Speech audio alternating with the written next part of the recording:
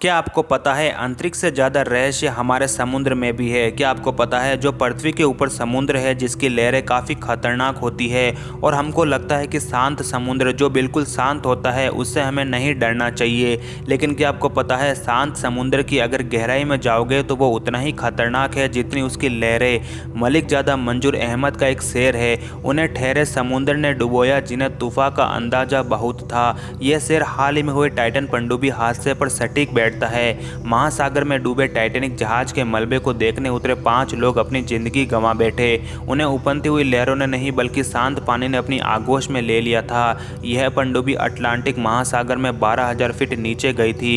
इसके बाद इसका संपर्क टूट गया और यह लापता हो गई। इस घटना के 4 दिन बाद टाइटन पनडुब्बी का मलबा टाइटैनिक जहाज से 1600 मीटर दूर मिला था और अभी हाल ही में टाइटन सबमरीन का मलबा बाहर निकाला गया है। इसे कई टुकड़ों में कनाडा के सेंट जॉन पोर्ट पर लाया गया। फॉरेंसिक जांच में हादसे की मूल वजह का पता लगाया जाएगा। पनडुब्बी के मलबे में लैंडिंग फ्रेम, रियर कवर सहित 5 हिस्से बरामद किए गए। इसके अलावा पनडुब्बी में सवार 5 यात्रियों के शरीर के अवशेष भी मिले हैं, इनकी भी जांच की जाएगी। अनुमान लगाया गया कि पनडुब्बी में विस्फोट हुआ है। समुद्र का सफर कितना खतरनाक होता है इसका अंदाजा आप इस घटना से लगा सकते हैं। समुद्र में जितना रोमांच है उतना ही खतरनाक और रहस्य भी है। इस हादसे के बाद ऐसे कई सवाल है जो लोगों के जहन में आए होंगे, मसलन समुद्र कितना गहरा होता है, अब तक इंसान कहां तक पहुंचा, कौन सा जीव रहता है समुद्र के सबसे निचली सतह पर। तो आइए इन्हीं सवालों के जवाब ढूंढते हैं इस वीडियो में।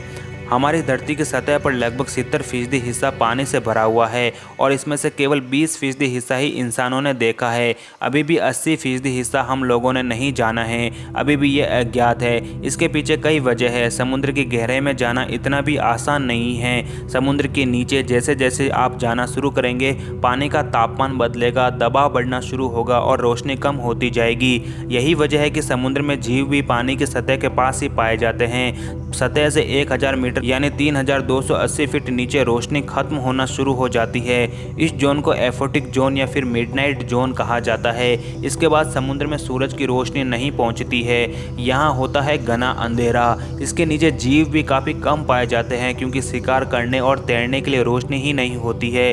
लेकिन दिलचस्प बात यह है कि ऐसे क्षेत्र में जो जीव मिलते हैं वे खुद ही रोशनी पैदा करना जानते हैं, जैसे sea pig, sea cucumber, snail fish, giant deep sea amoeba.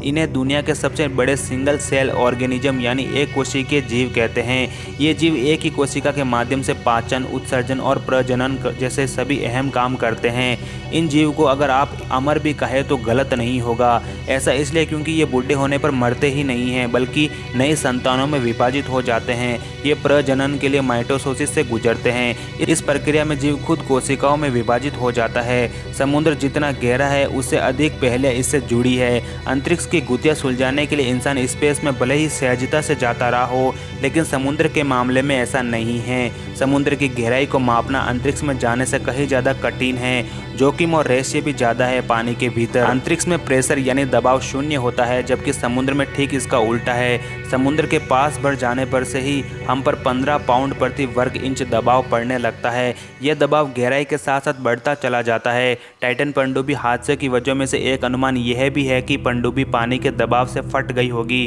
Titanic जहाज का मलबा 3800 मीटर नीचे है और समुद्र की सबसे गहरी जगह की गहराई 36,000 फीट है। ओशन सर्विस के हिसाब से धरती पर पानी के नीचे सबसे गहरी जगह प्रशांत महासागर में है। इस जगह को चैलेंजर डीप कहते हैं। यह प्रशांत महासागर के नीचे मारियाना ट्रेंच के दक्षिणी छोर पर है। यहाँ गहराई लगभग 36,000 फीट यानी 11 किलोमीटर है। Challenger deep sea Mariana trench के पास है। वह महासागर में मौजूद सबसे विशाल खाई है। यह इतना गहरा है कि इसमें पूरा का पूरा माउंट एवरेस्ट समा जाएगा।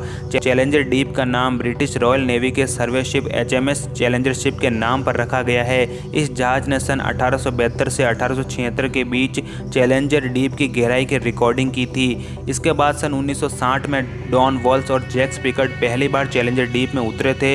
इन लोगों ने एक पनडुब्बी का इस्तेमाल किया था। साल 2012 में टाइटैनिक फिल्म के डायरेक्टर जेम्स कैमरून अकेले इस जगह पहुंचे थे। उन्होंने डीप सी चैलेंजर का इस्तेमाल किया था जिससे उन्होंने 10,908 मीटर की दूरी तय की थी। साल 2019 में विक्टर वेस्को भी इस जगह पहुंचे थे। पनडुब्बी DSV लिमिटिंग फैक्टर से उन्होंने 10,928 मीटर की दूरी तय की थी। इसके अलावा भी कई नाम हैं जिन्होंने समुद्र के पानी में अपने रिकॉर्ड बनाए थे।